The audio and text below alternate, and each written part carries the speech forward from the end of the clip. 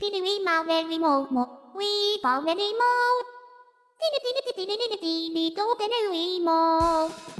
Hi, I'm Dom Griffin. I'm a film critic and you're watching The Armchair Auteur. This is an ongoing video series I do where we talk about new movies, old movies, screenplay analysis, television series, that sort of thing. So if you like film culture and pop culture and like to see somebody pick those things apart, please consider subscribing. Today we're going to be talking about the show Them, the new Amazon Prime horror anthology series. I probably shouldn't call it a review because I'm going to be reviewing it, but it's not going to be like my regular reviews. It's not going to quite have the same level of analysis, perhaps, or I hated the show, okay? I didn't even want to make this video, but I'm making this video and I cannot wait to be done making this video. There will be a lot of spoilers in this video. Normally, I try to be courteous to people who care about spoilers, and I like to annex spoilery content to a special section, a skippable chapter of the video, but I don't know how to discuss this show without talking about plot specifics. I don't care enough about it to like be fair. I honestly think that if you watch my video or you want to watch this video and you come out the other side wanting to still watch this show, I can't help you, like you're beyond my assistance, so I'm just gonna spoil stuff, and if that bothers you, it's okay if you don't watch this video. I just implore you to not also go and watch Them. This is maybe the most exhausting thing I've ever watched and had to review, for a number of reasons. And first of all, one of those reasons is not because I binged the show, okay? Yes, I could have watched the show in bite-sized chunks, I could have watched an episode a week, but I don't think this is the sort of show you should devote that sort of a protracted commitment to, okay? I think that this is the sort of show you watch all at once, or not at all. Preferably not at all. No, it's exhausting because I find the show to be tiresome, pointless, offensive, and also, just working on this video, I'm convinced that the show itself cursed me in some way. I've recorded this video nearly entirely twice now, and I've had weird camera things cause the footage to be useless and unusable, so if you'll notice like a tone in my voice when I'm talking about this show, know that most of it comes from me hating the show, but some of it comes from me hating even making a video about the show. I did the first 5 episodes in one big sitting, and then I went to sleep, mercifully, and then I woke up and I watched the new episode of The Falcon and the Winter Soldier, which I enjoyed, and then I watched the rest of the series, and then I just had to not think about it for a good 24 hours. I had to strike it from my mind before I could embark upon the journey of explaining the show to you all. I've been pretty critical of The Falcon and the Winter Soldier in a previous video, and on Twitter, and to my friends, and just when I'm thinking about it in the shower, whatever, but I think I finally turned a corner on the show. And it turns out all I had to do to like the show more was to watch any episode of it sandwiched between 10 episodes of pointless black torture porn. Loath as I am to admit it, I think the Disney superhero TV series has slightly more useful social commentary than everyone's favorite new emotional support or exploitation bonanza. It's a masterpiece, James. Complete, comprehensive. It captures the African-American experience.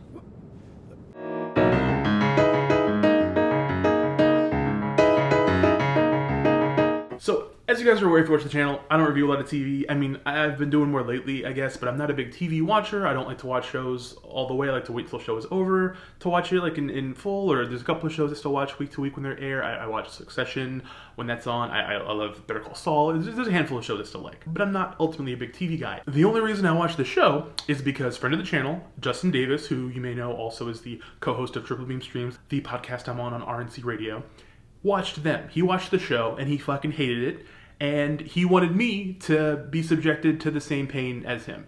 And what are friends for if not exploiting mutual disdain for content? So I did that. I watched the show and I hated it. So this is going to be a video about my feelings about the show. If you want more measured or incisive analysis of the show, I suggest a pair of critical pieces on the show, one by Brandon Taylor and another by Angelica Bastian, the former gentler and kinder in its critique than the latter. Both are linked in the description below. But I was initially very hesitant to even watch the show because the only person I knew who was involved was executive producer Lena Waithe, and I've just been burned by her with Queen and Slim to the point of not being interested in anything new she does. But other than co-signing it, Lena has very little to do with the finished product. Them, an American Horror Story style anthology series, is the brainchild of a grown man who is comfortable being credited publicly as Little Marvin. I didn't know very much about him at all going in, as he doesn't have the deepest resume, but before seeing a single image of him, I could just tell he would be a corny dude who owns a lot of ugly hats.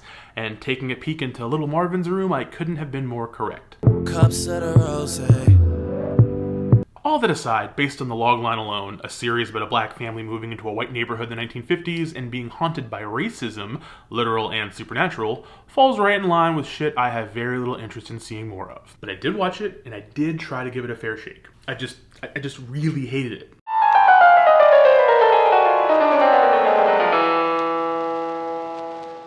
As stated previously, Them is set in the 1950s and follows the fictional Emery family. Mother Livia Luck Emery, played by Deborah Irinde, father Henry, played by Ashley Thomas, and daughters Ruby and Grace, played respectively by Shahadi Wright-Joseph from Us and Melody Hurd. The family is moving away from the rural South in a mysterious traumatic event into California, specifically the then white area of East Compton. Once they arrive, they begin to experience a dual-pronged attack on the soul.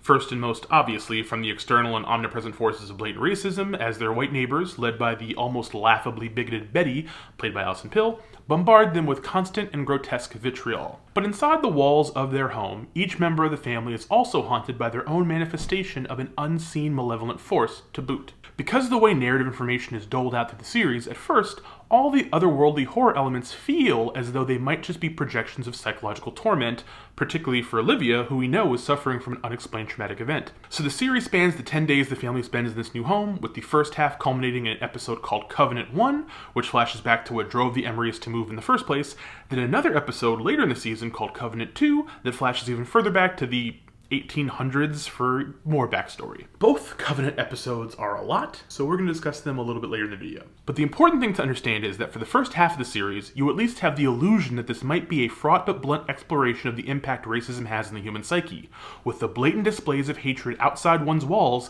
being psychosomatically projected inside the confines of the home, like horror movie cliches echoing and bouncing within the mind as a way to literalize a kind of societal abuse that is otherwise difficult for anyone who has never experienced it to understand. I do need to be clear that if that was the show, I would still think it was fucking stupid, but I would at least kinda get it. Unfortunately, as the series progresses, it becomes clear that these hauntings are not strictly figments of the imagination. They're the carefully curated machinations of a source of evil that is explicitly the work of preternatural forces seeking to harm black people specifically. And man, that is a fucking choice.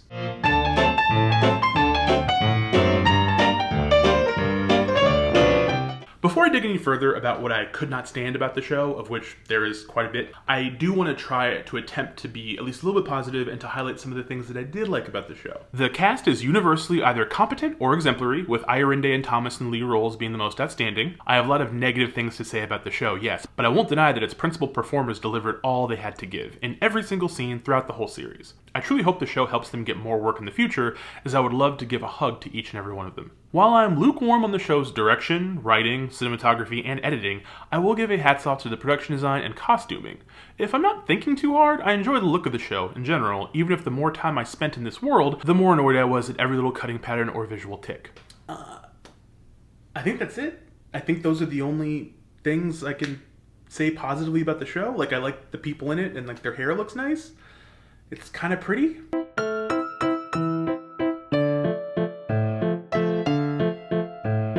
This is a really hard show for me to review for a number of reasons, but largely because I despised it so much that I had to take more time actually ordering my thoughts to share with you all. Normally, I like to write my reviews as quick as humanly possible, like as close to when I actually watch or consume something as possible.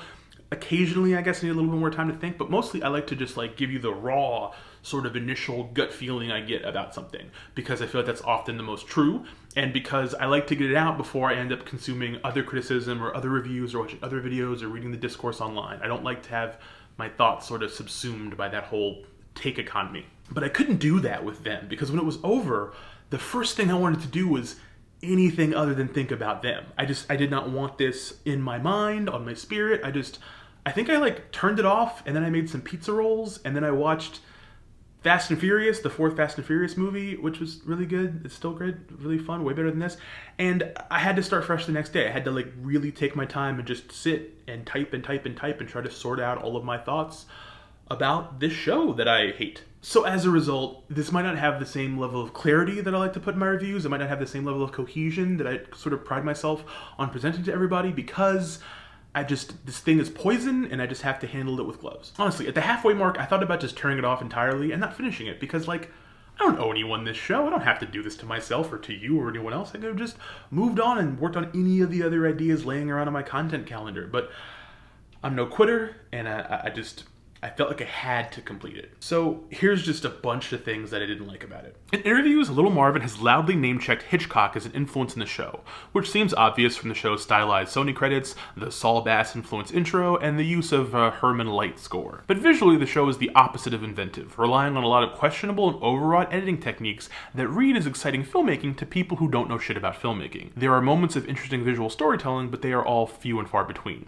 I'm just sick to death of shows about racism that take place in the past. Because even if the inspiration is to show people how bad things were back in the day, things are still really shitty, so it feels like an extremist parody to hang your hat on an old school out and about racism display. All it does is make people think things have improved when they've really just evolved. This show has so many moments of straightforward cartoonish hatred that it feels more laughable than damning. Well, I'm not gonna wait for little Earl to show up with some fucking mud baby. Earl's 11, come on. Big for his age, though. There's 3 of us. Coons are as strong as apes. Keep that fucking mammy away from my kid. Hey, Coon. Like, if you're someone that wants to, like, experience or explore racism, just, like, talk to a black friend or, like, just go outside and just watch any of the sort of very regular, still to this day, moments of discrimination that occur to people, like, every day. Like, you don't have to look at the, like, raw, uncut, vintage racism. I don't need a brandy snifter to sort of like check out the potent purity of 1950s racism like it's like a better, like, I don't need any of that crap, okay? I don't need like a sommelier to show me the best, most curated notes of people hosing people down and all that stuff. Like, I'm over it. Like most shows about this country's horrible history with race, it wants to try to teach viewers about things it might not know. So, you know, for the foreseeable future, every new show about black people marketed to black people is going to try to ape the Tulsa riot stuff from Lindelof's Watchmen show. And them is no exception. Unfortunately, it does so with all the panache and verve of a fucking PowerPoint at a community college course taught by someone who has read White Fragility 3 times. It's such a silly and insulting thing. Like the opening of the show. Through normal dramatic context, introduces us to the family, shows that they're moving out west, and kinda why. Why do we then need this bargain bin history lesson on the Great Migration? We fucking get it. One of the biggest reasons I was not a fan of HBO's Lovecraft Country was how horrendous the show's use of music was. Every episode had more tone-deaf and silly needle drops than the last, but them takes the fucking cake in this category. Every episode has the most obvious and childish tune selection. A scene where Livia is looking at axes in a hardware store to protect her family? Let's play the Delphonics! What's that? A black woman gets blinded by a hot poker to the face? Better play I Only Have Eyes for You by the Flamingos. How fucking ironic. This show's approach to music suffers from the same disease a lot of modern TV does, where you keep in moments designed to be clipped and shared on social media, like Livia finally slapping the taste out of Betty's mouth for calling her a nigger being immediately punctuated by James Brown's voice as some kind of a sonic clapback. Better.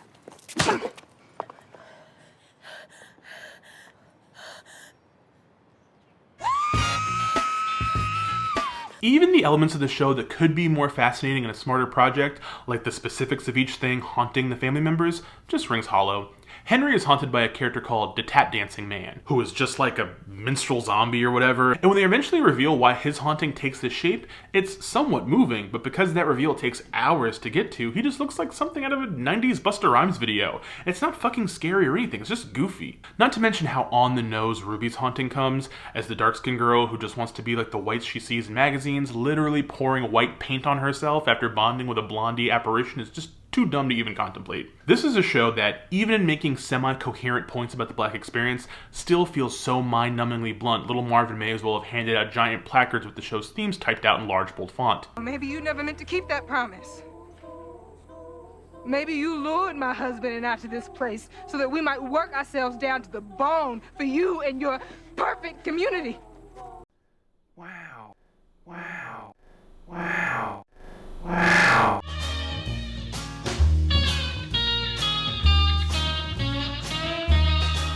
If we're going to talk about the show, if you haven't seen the show, you are most likely incredibly aware of the discourse surrounding the most controversial episode in the series. Episode 5 of the show, Covenant 1, is the shortest episode of the season, and it happens to house the thing that most people have talked about the show. I'm not going to show you B-roll or anything from the offending scene, not because I think it's so, like, gross necessarily, but because I also think it's just, like, shitty. Like, I thought if it was, like, well done or something, I might find some kind of merit in it, but I just think it sucks. So I'm just going to explain what happens. Episode 5, Covenant 1, is split between two different kind of plots. The first half is explaining the background of the real estate shitty dealings that are going on in East Compton, tricking black people to move out here so they can get imprisoned by these predatory loans and usury and like all this stuff. And like it's somewhat interesting, but it's also like it just feels like one of those like YouTube explainer videos or whatever, like a video essay type thing, and like who cares. And the second half finally tells us what happened to the Emerys that made them want to move. And what happened is that one day, Livia was alone with her baby boy. She had a baby at the time. And Henry and the girls were not home. And Dale Dickey, who you may remember from the show, like Vice Principals and other stuff, she's like an older, kind of craggly faced lady, very talented. She shows up as this mysterious, weird woman who starts singing one of them racist songs that white people always seem to know the words of. They don't realize how racist they are, like Camptown racist, stuff like that. She's singing the song. She freaks out Livia. Livia tries to go in the house. And then this woman and 3 random guys who are with her or whatever break into the house, and they proceed to brutally rape Livia. And then Dale Dickey, the woman, puts the baby in a pillowcase and tosses him around the room until he dies. So that's like what the show is building up to. It's building up to rape and baby murder. And if this was like something that they did solely for provocation, like they were just trying to like provoke and like be like one of those like edgy Rob Zombie movies, like push and show you stuff you've never seen before, I would still think it sucked, but I would at least get it. Like if you're just out to shock people, congrats, you shocked them, good job.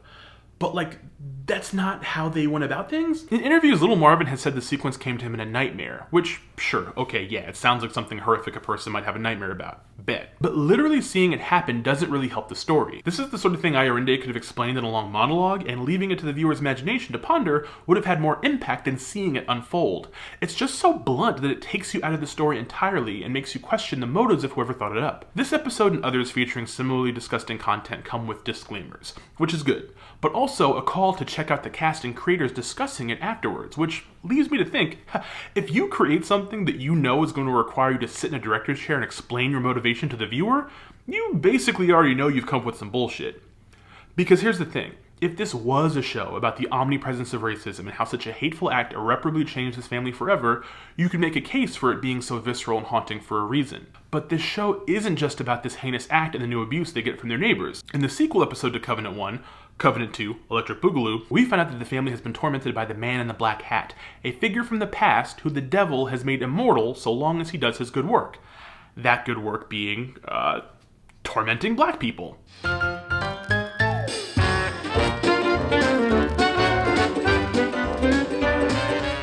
I genuinely do not understand why the show had to include both the literal and realistic threat of white supremacy, and also the assertion that, on some level, all this torment is otherworldly and that the literal fucking devil is also messing with them, on top of everything else. To stretch the story out the way it's been stretched out, by subjecting the viewer to such prolonged and exhausting proximity to emotional, psychological, and physical torture is frustrating enough.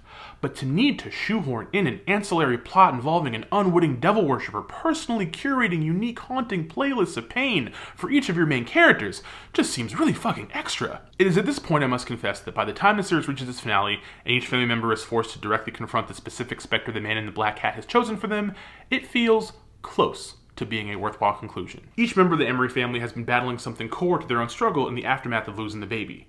Henry sees the tap dancing man because he was out watching a minstrel show at the movies instead of home protecting his wife. Ruby sees a lily white girl because she's afraid of growing up to be like her mother, someone who the outside world deems angry and crazy for things that same outside world perpetuate onto her. In the micro sense, it mostly works. But it comes in the 10th episode of a TV series that feels longer than the 10 days the family even spends in that house. If this had been a movie, there wouldn't be room for 3 separate layers of torment. We wouldn't have to spend so much fucking time with the white neighbors, and it'd be a more centralized, focused tale of the Emerys' perspective and them battling through this collective trauma they faced. I don't know that I would have liked it, or that it would have been any good, but it would be a damn sight better than this mess simply by virtue of not being so long and tiresome. It makes any hope for meaningful catharsis extremely difficult to attain, as the family comes out of the process of this infernal haunting having survived, but clearly still not okay or truly intact. Oh, just like real life, and how inescapable racism truly is. Fucking spare me.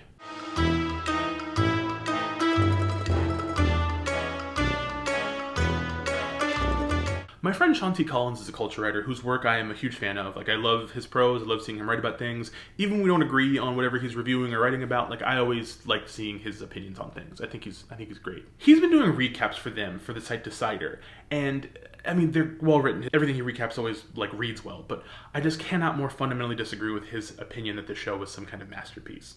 Of the finale, he wrote, "Real lasting catharsis and triumph to offset the 10-episode onslaught of brutal horror imagery and breathtakingly cruel racism is not offered.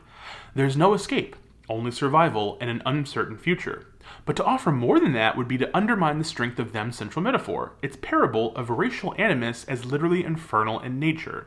Okay, yeah, but here's the thing. What black person needs to have those ideas expanded upon for them in popular media? What white person is going to watch this series and then fundamentally change the way they live their lives? There's a moment in the finale when Henry finally bests the tap dancing man and wipes off his minstrel makeup to reveal a white man. And even though this is not what they were trying to get across to me, that little moment just reminded me that that's who the show is ultimately for. White people. This feels like a show designed for white people, and maybe they think that by explaining the horrors of the black existence using the accepted language of horror movies, it's going to make people who might otherwise lack empathy for the black plight feel some sense of kinship. But look, people watch Star Wars and root for the rebels, but still vote for and support fascists anyway. If your goal is to use what Roger Ebert once called the great empathy machine to enact some sort of change, this isn't the right way to go about it. I saw Jason DeMarco, the senior vice president and creative director of Adult Swim, tweeting about the show and got irrationally angry. I can totally see why the show is traumatic and triggering for some people to watch. Which people, Jason? Which people? Little Marvin claims he wanted to shock people with the rape and baby murder because if it was something we see every day, like police brutality, we'd be inured to it. Brother, why are you so fucking stupid? Have you once considered the negative effect of already having our deaths at the hands of the state broadcast in HD across all media platforms, and how making a show that is literally more of the same trauma but gussied up in first-year film students' understanding of suspense and horror does little or nothing to aid in this? Do you truly think white people are going to watch this and be moved when seeing real-life actual people gunned down by cops every day changes nothing? If the show was really about the black experience, why does it take so much screen time following around Betty and the neighbors? Betty is a reprehensible character, and yet she's the only one we spend a significant amount of time with in a variety of contexts. She's the only one in the show who exists outside of being tormented. This is a good time to point out that only half of the show's writing team is black, and of the directors who worked on the show, only one of them is black, and she did the rape baby murder episode, the shortest of the season, and one of the others is fucking Ty West. I don't know who I'm angrier at. The show's creative team for coming up with this shit in the first place, Amazon for greenlighting it, or the scores of confused black people on Twitter defending it voraciously. Anytime I have to criticize a predominantly black show and end up not liking it, I always run into some commenters who want to impugn my blackness and accuse me of not showing solidarity. The assumption being that if we tear down shows made by black creators, we'll stop them from getting work. To which I say, good! I don't want Little Marvin to work anymore. I don't want this guy to have another show on the air that people can watch. He sucks. The thing is, Hollywood only keeps 3 to 4 black people in their Rolodex at any given moment. So, like, they know who Jordan Peele is, they know who Ava DuVernay is, and, like, you know, Lena Waithe, I guess, and then, like, those people are the only black people that come up in conversation when they're thinking, we gotta get a black creator, okay? So, the thing is, if we blindly support any table scraps they throw to us in the mainstream, and we just act like we like stuff because we're in it, the people that get the work are going to be terrible people like Little Marvin who just suck at what they do. We don't want to like positively reinforce these shows into getting made over and over again. It's pointless. And I mean pointless in a very literal sense because this show already got picked up for a second season before the first one ever aired. I don't know what exec read the pilot script for this and was like, oh, that was great. I want to have this experience 19 more times, but it happened. Look, I know there's a lot of white people defending the show on the internet too. Like I'm aware of that, but I'm not like, I don't have as much to say about that phenomenon because a good chunk of them are just co-signing anything that they perceive as being woke so that they think they can get a little bit of validation. They think they're going to get invited to, like, that proverbial cookout all people want to get invited to or whatever. Like, sometimes I kind of wish I could just throw my own cookout for all of the people that like to parlay black pain into some kind of clout, but I have a strong feeling that that cookout would turn out like the film premiere of Nation's Pride. I want to leave you with one last observation. When I was binging the show, I saw an ad for Chemical Hearts, some white romantic drama that looks like a bad indie movie on Amazon Prime, and it stuck out as such a harsh reminder of what white people get to do on screen, and what keeps getting greenlit for and about us. It's just gotta change. And to me, the simplest way to start that change is to just not watch them. Just don't watch it. Did you watch the show? Did you actually, if you watched the show, I would love to hear your thoughts on it in the comments. If you liked it, probably gonna ignore your comments because I can't fathom someone sharing a thought about the show with me that would change my mind. But I am curious. I don't know. Like, I I don't know why black people should have to watch a show like this. And if it's just made for white people, I would really appreciate white people having something else they could watch that wasn't profiting off of black pain. Like a King of Queens reboot or something. Like some shit like that. You know what I mean? So if you have any thoughts about them or this topic in general, and you want to share them in the comments down below, please do so. I'll definitely interact, you know? If you like the video, please give it a thumbs up. If you have not subscribed, please subscribe. Hit the little bell for notifications so you'll be alerted whenever I put out a new video. I would appreciate that a lot. It helps me out more than you can know. And yeah, I hope everyone is doing good, staying safe, being good to yourselves and each other, getting vaxxed up, all that stuff. Get my second jab later in the week. Hopefully it doesn't kill me. Or actually, hopefully it does. I can get the show out of my head. Thank you guys again for watching. Stay safe. I'll see you guys in the next one. Bye.